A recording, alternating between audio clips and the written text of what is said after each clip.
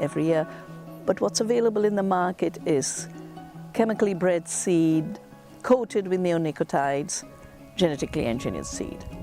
So if you want to do real farming or real gardening, you need your own seed. The nature of seed is to go to seed, to multiply, to be shared. And all the new laws are designed to prevent us from saving seed, to make seed uniform rather than diverse, and to remove human intelligence from the reproduction and breeding of seed. And so you're a scientist when you start to save seed. Much better scientist than those shooting genes with gene guns blindly, not knowing what they're doing to produce GMOs. You're a scientist in service of life on Earth. But there's a second reason why everyone must be a seed saver. Because the colonization of this planet and life on it is taking place through the seed, through genetic engineering and patenting. And that's why in 1987, I started the movement to save seeds and created Navdanya. I'm so happy that with Navdanya and Navdanya International, the garden that Rishi and Manju and their family has built here in urban California is showing another way.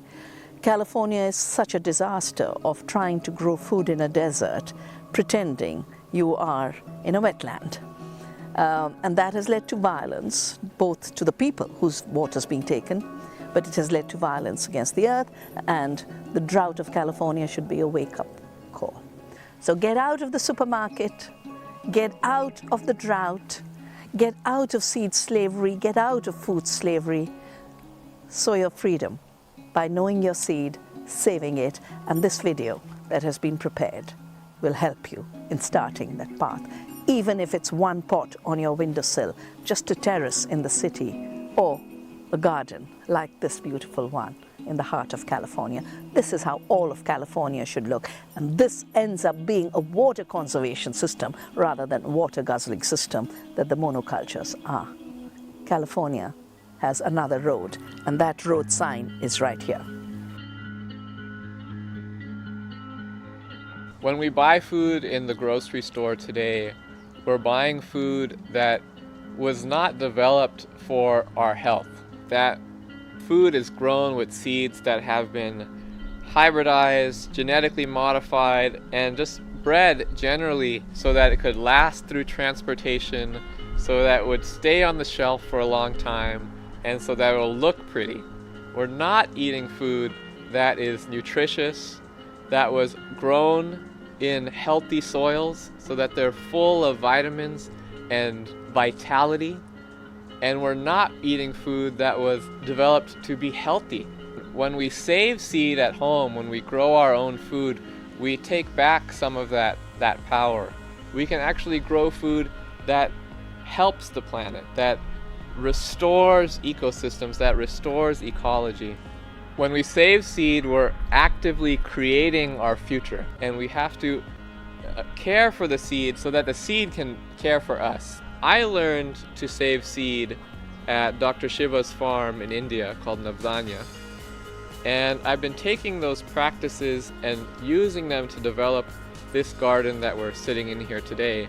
We're at the Growing Home. This is the garden that I've been developing here in Los Angeles, California for the last 4 years now. And this is the demonstration site where I've taken the principles that Dr. Shiva is constantly expounding and talking about, and I've been putting them into practice so that people can see the different world that's possible. And it all starts with the seeds. Today I'm going to show you how to save seeds. I'm going to show you some of the basic principles behind saving seed. Let's look at what a fruit is first. A fruit is a container that a plant grows to spread its seed. So fruits that you're used to seeing in the store, like lemons or apples, are fruit because they have seed in them. But other plants like zucchini, bell pepper, chilies, these are also fruits because they develop seeds that we can then grow new plants from. When we're harvesting seeds from a fruit, we have to make sure that that fruit is completely mature and that the seeds in it are mature. The way to tell that a fruit is ripe is that it changes color. chilies will start off green like this, and then eventually they'll ripen to a different color, like these red chilies or these yellow chilies. When they've turned completely changed colors, I know that the seeds inside of them are ready for me to harvest. Now, actually harvesting seeds from a fruit is really easy because the seeds are already there and they're easy for us to pick out. So I'll start off, I'm going to show you how to harvest a chili seed. All I got to do, I'm just going to cut the top off here and then carefully slice this open just on one side. And when I open it up, these seeds are ready and I can just pull them out, and that's all there is to it. Harvesting pumpkin seeds is just as easy. Alright, I'm just going to take a knife, I'm going to cut this thing open, and inside here I have the ripe pumpkin seeds. As I'm digging through the pumpkin seeds, I'm looking for seeds that are irregular. So you can see this one here, it's flat, it's dark, it actually has nothing inside of it. So I'm going to set that one aside and then just keep picking for only the bigger, plump seeds that feel full. It's very, very easy to save pumpkin seeds. I'm going to show you one more weird thing that we grow here. This is a loofah. And you can eat it when it's small like this, just like a zucchini. And when it gets big and matures, again, it matures, changes colors, then it dries out inside. And you can see here, this is the loofah that you would bathe with. And if I pop off the end here, then the seeds just fall out like that. And those seeds are ready to be planted or stored. So super easy. Harvesting seeds from fruits is the easiest thing to do. Seeds can also grow on flowers, and carrots are one of those plants that produce seeds in the flower head. So when you grow a carrot, first the greens come up and the root develops, and if you don't pick it, eventually it'll send up this tall stalk and this big white umbrella-like flower will form on the top. And that flower head actually has thousands of little flowers in it. And when the bees and the ants and the other insects come and they pollinate those flowers, then each of those flowers will turn into one seed. And when that whole head dries out, it'll end up looking something like this. So this is a dried carrot seed flower head. And each one of these little pieces right here is a seed. Some of the flower heads won't develop good seeds, so you still have to check each flower to see if the seed is good. This seed head is pretty good. You can see the fully developed seeds, whereas this one here, it's kind of black, and when I look at it, the seeds look small and they look like almost rotten. So I'm not going to use the seeds from this flower head. Now I don't want to go through and individually pick off every seed, so what I'm going to do is I'm going to show you a quicker, easy way to harvest the seeds. What you'll need is some kind of sieve, a fine mesh sieve, and it's very, very simple. So I'm going to take the seed head, a seed head that I've seen is fully developed, and I'm just going to crush it between my hands.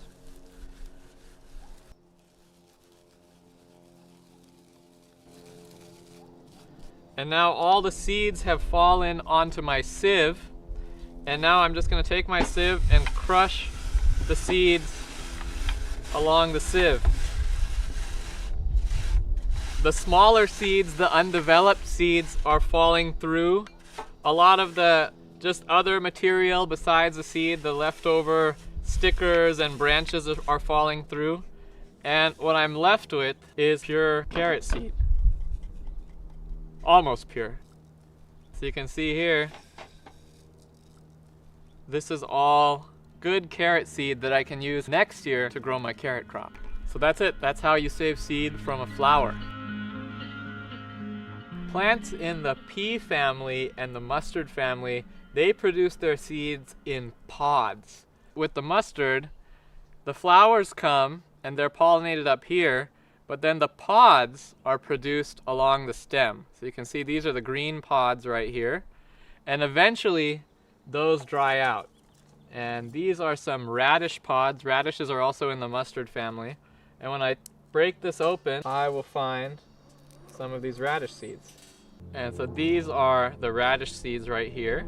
You've probably eaten green peas before. And when you let that green pea completely mature and the whole plant dries out and the pods will dry out, then you just open that pod up. You can harvest the green pea seeds right out of the pod like that. Then we also can do beans. So when you eat green beans, you're eating the immature bean pod.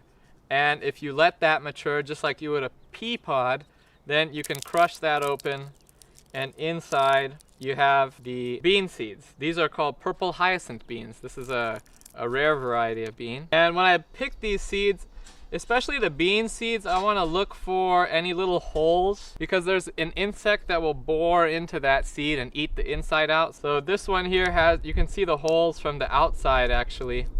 And when I open the pod up, you'll see the seeds.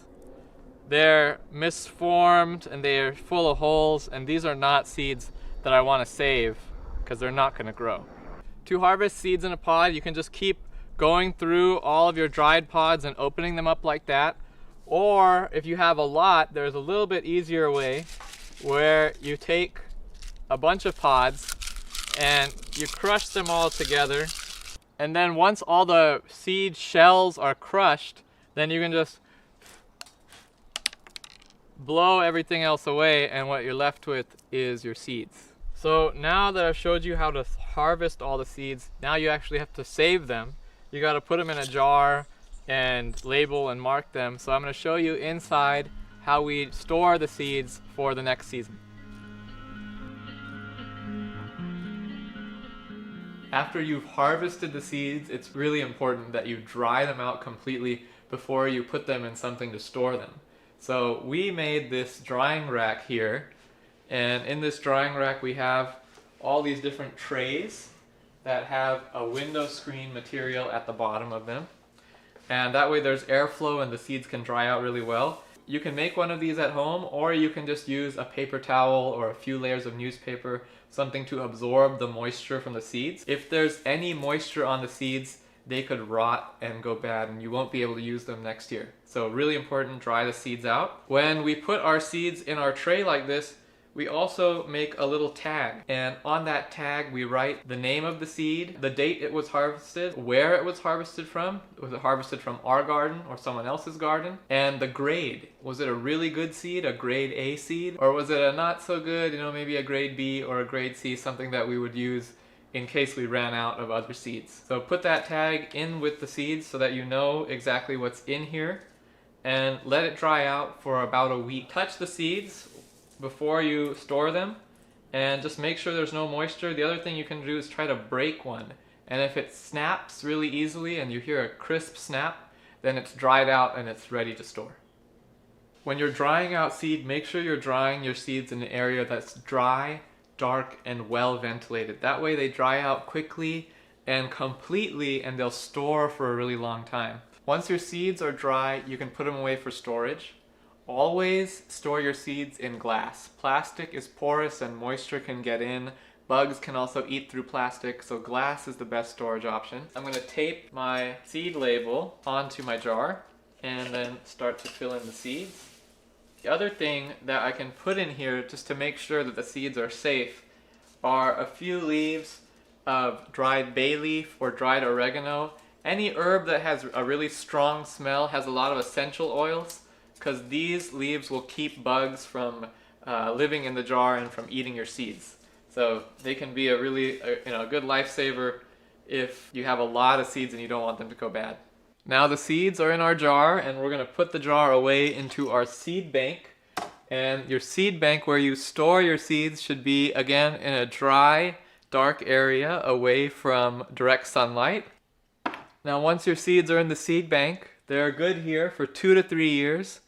And it's important to remember you're a seed saver now. So you have tons of seed. I have maybe 1,000 loofah seeds in here, and I only need to grow 3 or 4 plants. So part of being a seed saver is sharing your seeds. Share your seeds with your friends and family and neighbors so that they can also start to grow that abundant, nutritious, healthy food, and let's start to re-green the earth.